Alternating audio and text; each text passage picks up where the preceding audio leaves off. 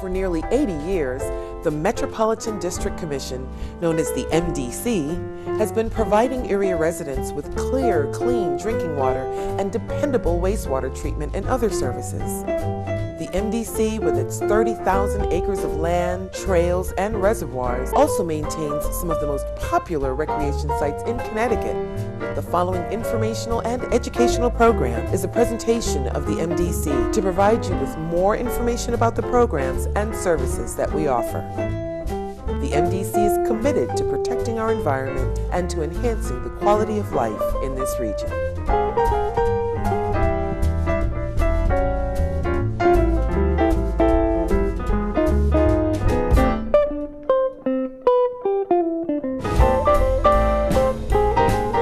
Hello again, everyone, and welcome to Newsline, the MDC's cable access television program. I'm your host, Eric Clemens. Thanks so much for being with us today. Now, as most of you know, after a rainstorm, flooding is usually inevitable. But flooding in our basements and our streets is also caused by other factors, such as sump pumps or rain coming through your downspouts in your home, or even yard drains. Flow from these clean water sources exceeds the capacities of our sewers, which are designed to carry wastewater to the treatment plant, not rainwater or stormwater. There's one for you, huh?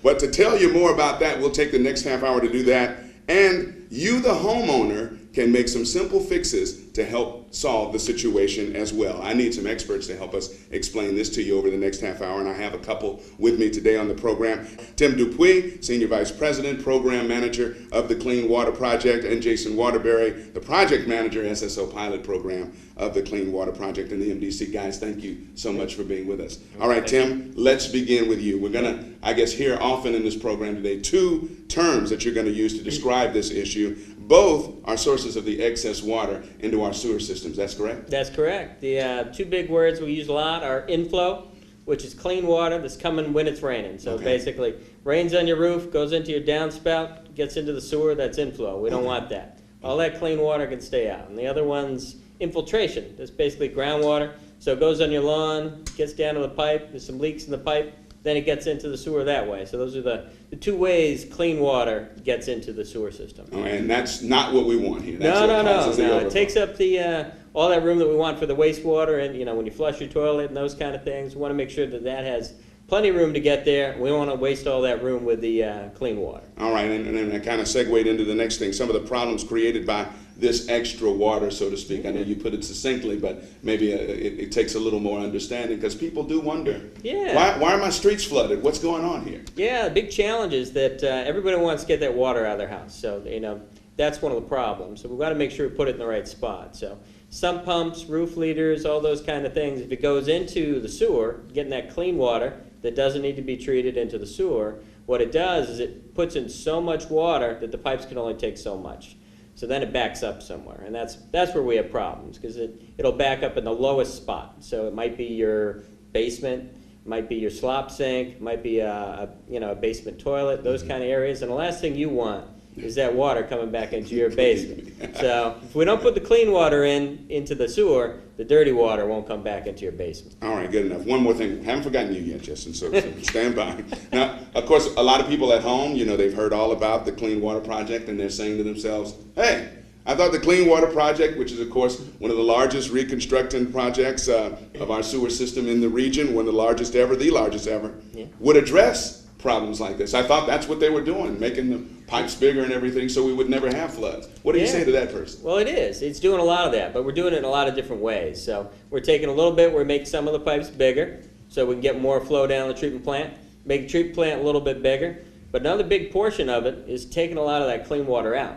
And that's a big portion, because we don't need to treat that. You don't want to pay to treat it, and it's just taking up too much room, because we can't just make everything so big because it's too expensive. So at some point, we just can't put in the biggest pipe in the world, because there's just not going to be enough room or enough money. I'm sure people at home take for granted clean water. Nothing could be bad about clean water, right? Except in this situation. Jason, we have not forgotten you, as I said, my friend. The MDC tackling these issues, however. But let's start with the work you're doing with infiltration. That's that other IN word that we're going to use today. What work are you doing with infiltration, and in what towns? Over the past couple of years, we've lined about 115 miles of sewer. Now, lining is basically, it's a simple way of sealing a pipe and making it leak-free so that groundwater that Tim alluded to doesn't get into the sewer. The work we've done so far has been in Bloomfield, Windsor, West Hartford, Wethersfield, Rocky Hill, and Newington. And we also have plans to do additional lining. Now, lining is a beautiful process in that you can take a pipe and in one day seal it up and make it brand new for about 50 years at a cost of about $20 to $40 a foot, where if you were to dig it up, not only would you disturb the people and people can't get to their driveways Sure. and whatnot, but it also can cost up to $500 a foot. So it's a great method that is applicable most of the time and it leaves the pipe brand new. You've just heard about pipelining.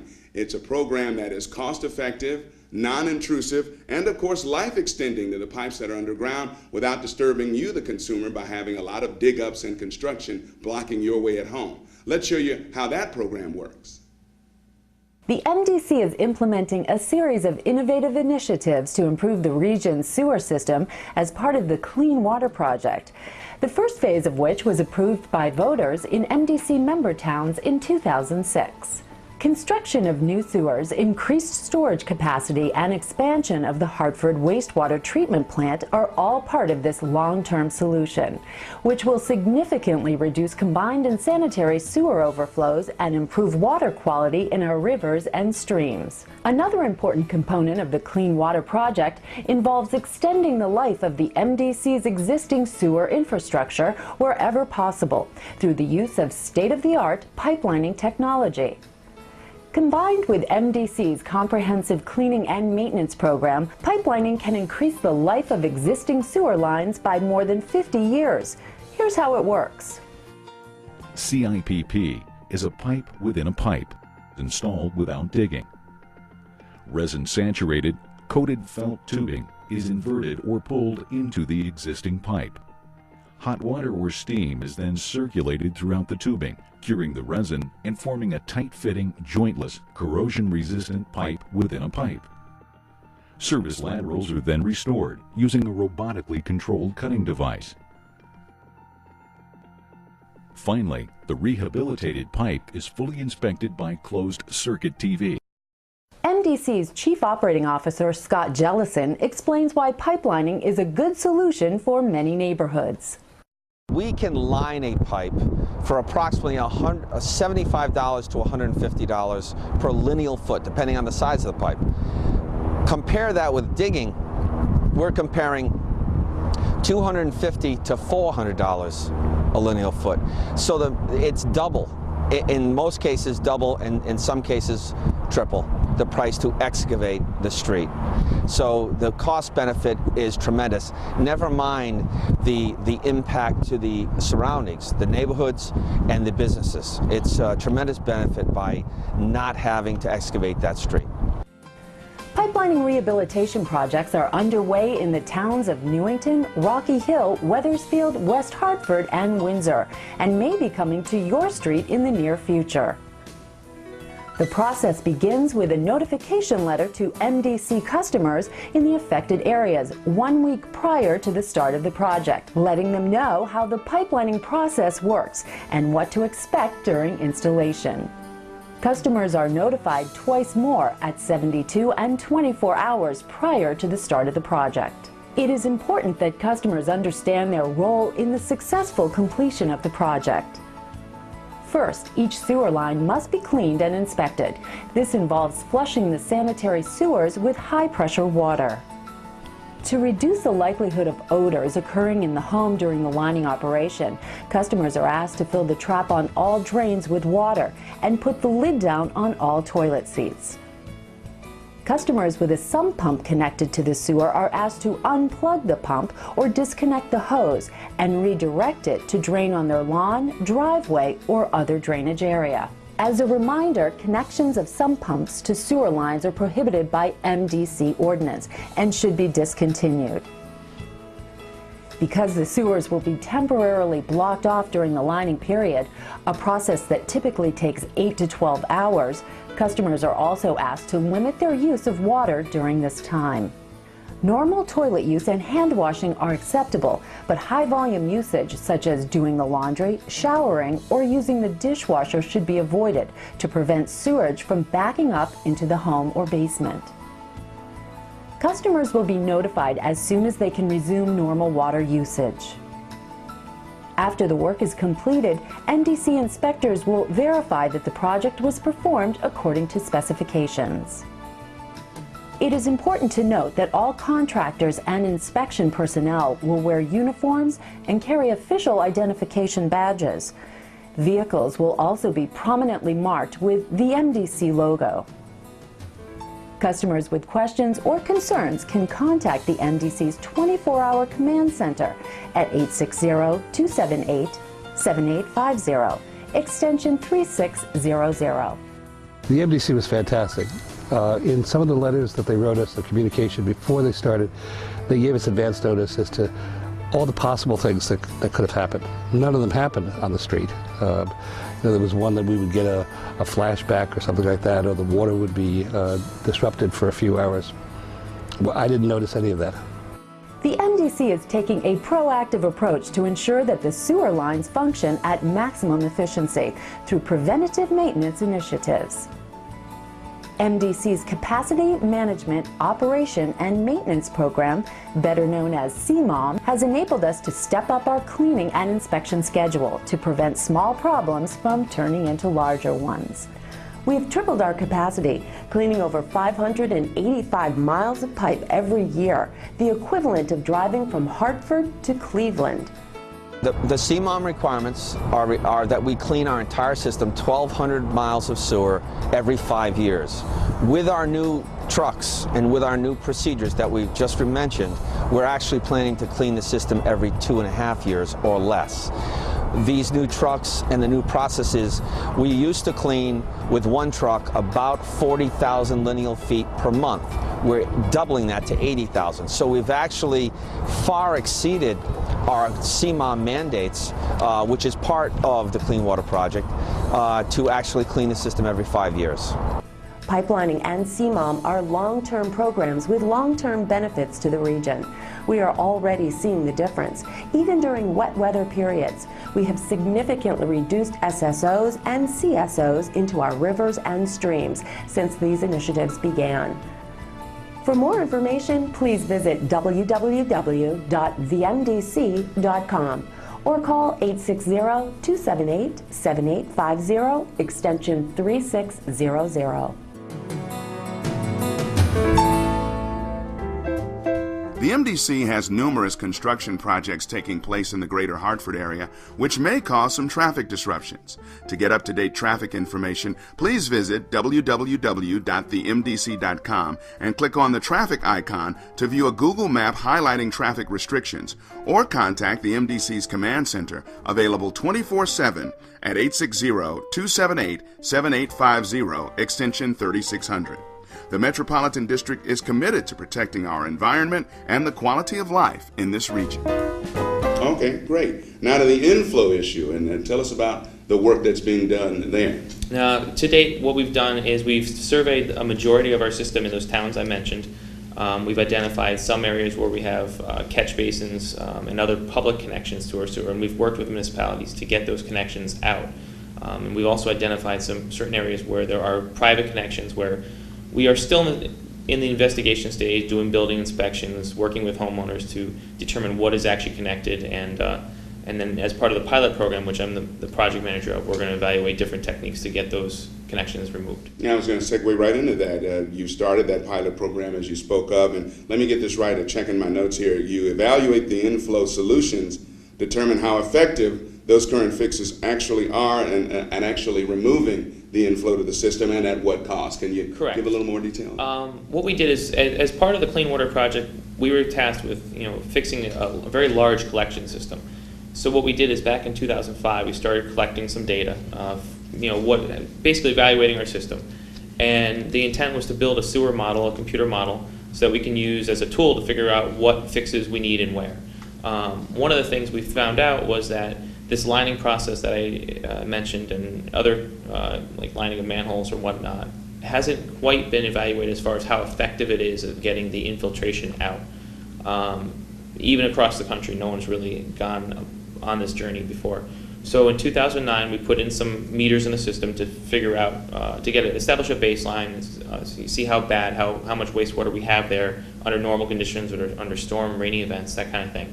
And then the pilot program is going to go through and in those areas do some sewer lining and do some lateral, the sanitary service lateral, like a pipe that goes from the house to the road, repair that, either whether it be digging it up or lining it too. And also in some areas, working with the homeowners to remove those inflow connections, the roof leaders, the sump pumps. And the goal is to determine, one, how effective each one was at removing, how much water did we actually get out, and also at what cost, so we can figure out what the most cost-effective method is. And also to see what the most convenient approach is going forward, not only just cost, but just the impact to our consumers in general. So MDC breaking ground again, trying to use some technology to Yes. figure stuff out. That's always a good thing. Tim, another important area everyone should be aware of is cost, of course, especially if customers don't do their part. So I guess right now we're going to go over what homeowners can do to minimize and eliminate some of the excess water into the sewer system. And I guess this is very important stuff that everybody's It is. One of the big things they can do is if you have a sump pump, just make sure you know where the discharge goes. So don't put it in the sewer. Run a pipe out your backyard. Something like that is a big help to the MDC. That way that clean water's not getting in and it's going to a safe place in the environment, just going out to water in your lawn. Other things people can do are like rain gardens or rain barrels. Those are a big help as well, and a great PR. Really gets people excited about, hey, I can help it, be part of the solution to these problems. Collect that rainwater, water your garden, water your flowers, all those kinds of things. So now, those rain barrels, we've done programs with that in the past. Is that a very expensive proposition? No, it's not. MDC did do a pilot program in Wethersfield, and they're looking to expand it, where they actually gave away the barrels to each homeowner for free. And I think they're looking to run more of those programs. So if homeowners are interested, these are the kind of things that they can do to help us out. More of that clean water we get out and keep it out, better off we are. Well, Tim, thank you. You just talked about rain barrels, and this is a very important thing you need to pay attention to because you, the consumer, can really do your part to help out here. The rain barrel program is underway, and we took our cameras out to show you just how it works. We told you we wanted to show you how the rain barrel works instead of just talking about it in the studio. And this is a sample of a rain barrel at the home of Kim and Mario Marina of Wethersfield. You see the color goes beautifully with the beautiful decor in their front yard. They come in a variety of shapes, sizes, and colors. They each hold about 40 to 50 gallons of water and really help you protect the environment by preventing that rain and stormwater runoff from getting into our sewer systems. And Kim and Mario, why don't you come join me right now and we'll talk a little bit about the process of getting your rain barrel. Thanks for allowing us at your home and so forth. And talk about it. What made you decide to get a rain barrel in the first place, Kim? Well, we received a rain barrel, actually 2 of them, for free when we joined the Wethersfield Energy Challenge as a town trying to lower our overall energy costs and water consumption. And we hooked it up here because it receives the runoff from 3 different parts of our roof, and it fills frequently, especially in a year like we've had this year. So it's really been an asset in helping us water the garden when it needs it. Had you ever heard of this before? I know many people in our audience, they have no idea what a rain barrel is or what it's used for. Probably have no idea when they see one in your front yard. Yeah. What did you think? Well, we first saw them was that we went to visit Australia, and we saw the homes there had huge rain barrels hooked up to their, actually it was their homes, and it was above their roofs. Wow. And it was collecting the water that would come off of their roofs, and they used it for any household chores. Okay, all right. And that really gave you the idea and really sparked it for you? Yeah, I mean, they do it out of necessity because it's such a dry climate there, and they're always under a drought. But when we came back to the United States, we came back home and we thought we had the chance to hook up one here. We did it more for environmental reasons, just to help with the watering of the garden. All right. Another concern of many people among our viewership is installation. They think, well, the thing, those 40, 50 gallons, it must be a real son of a gun to install or whatever. Not that difficult? No, it was actually quite easy. I used a hacksaw and I cut 2 parts of my gutter, and then I ended up taking the diverter and just put it in. I used, there's like 4 screws, and I actually used a drill to put the screws in, and that was really it. And I just had to reattach the gutter to the bottom part. But it's quite simple. Quite simple. And all right, then tell me about results now. I mean, what do you use your rain barrel water for? I'm sure you have lovely plants around your house. I'm sure that might be one of the reasons. Huh? It is. And actually, last year we had it hooked up to a soaker hose. and we were able to run it through and water the entire front part of the garden. But this year we didn't hook it up because I like it to water, I use the water for other parts of the yard where the soaker hose wasn't reaching. So maybe the second rain barrel after it's installed will be the soaker hose one, and then we'll have another one for using the other far-reaching gardens in the yard. But it doesn't smell. It doesn't make any noise. It doesn't attract any mosquitoes. It just kind of blends in, the color that we chose. And it's worked out great. We've had other people, other family members asking us about obtaining a rain barrel as well. All right, so good enough. And now you feel like you're getting greener, as hopefully most of the majority of the planet is, and really helping the environment and the community and saving that storm and rainwater from running into the sewer system. Exactly. I mean, we all need to do our parts, and this is our little part. All right. And you're very satisfied customers doing your little part. Oh yeah, it's been great. Also, I want to show you the diverter that actually goes up. When the rain barrel fills up, all you have to do is just put the diverter back up, and it just goes right back down your gutter. Wow. And you can just put it right back down. It's quite easy to use. That is quite easy. Yeah. And so how many watering jobs does one fill-up of a rain barrel do? About? Oh, you haven't even really counted. I was going to say it's numerous, because that will stay filled up most of the summer. Wow. We do empty it out for the fall and then store it in our shed so that it's not left out all winter, because it is plastic. Right. But it's also a recycled material itself, so that helped with the decision as well. Then we just bring it out in the spring and collect all the water we need. And we use it for this, and also, you know, if we have like a campfire in the back or whatever, use any water that's not for human consumption, we'll use this for. Well, now, and when you see those public service announcements and stuff about being green and helping the environment, you know you two are a big part of that, huh? Right. Yes, Makes you feel good, doesn't it? It does, thank you. All right, Kim and Mario Morena, thanks so much for having us at your home. We appreciate it. Sure. Another question that folks at home might have is, hey, you know, MDC's got all this money, they're spending all this money doing anything. Why can't you pay for drainage and everything to be straight in my house? Well, MDC, they're chartered, they're water and sewer authority, so they can, they're supposed to be able to give you clean water and take away the dirty water. Those are the two things they do.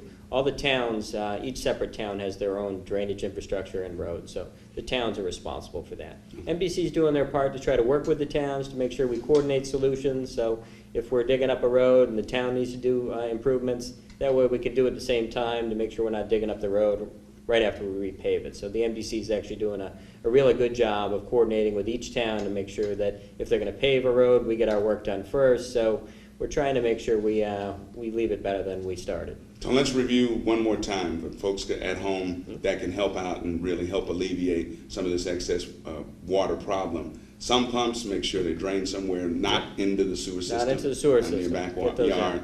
Rain barrels and other environmentally safe things. And anything else you gentlemen might have to add that might be a good nugget for a person at home to remember. Roof leaders. You know, if you got roof leaders that go directly into the ground and they don't just splash out near your foundation, figure out where that pipe goes, or just cut them off and get them out into your lawn. That's a big help for the MDC as well. All right.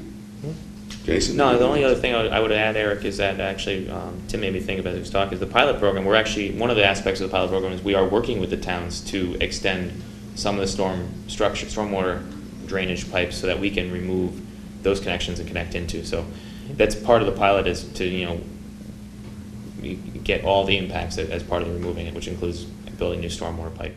All right, gentlemen, that's some great information you've provided for us today. It's a topic most of us, of course, people at home don't even think about. Water, no problem. But it can be a problem. Let's thank our guests again, Tim Dupuy and Jason Waterbury. Thanks so much for being with us on the program today. Of course, the MDC is working very hard to protect the environment and improve the quality of life in this region. And as you know, the MDC is committed to keeping you informed. So you can get all the information you need by contacting us at our website, www.themdc.com. You can also sign up to receive the MDC's quarterly newsletter by emailing us at newsletter@themdc.com. And for more information on the Clean Water Project and overall MDC programs and initiatives, you can visit www.themdc.com or call us at 860-278-7850. That's 860-278-7850. Well, that does it for our program today. Thank you so much for being with us. We thank our guests again for being with us. And we will see you next time on this edition of Newsline. I'm Eric Clemens. We'll see you again.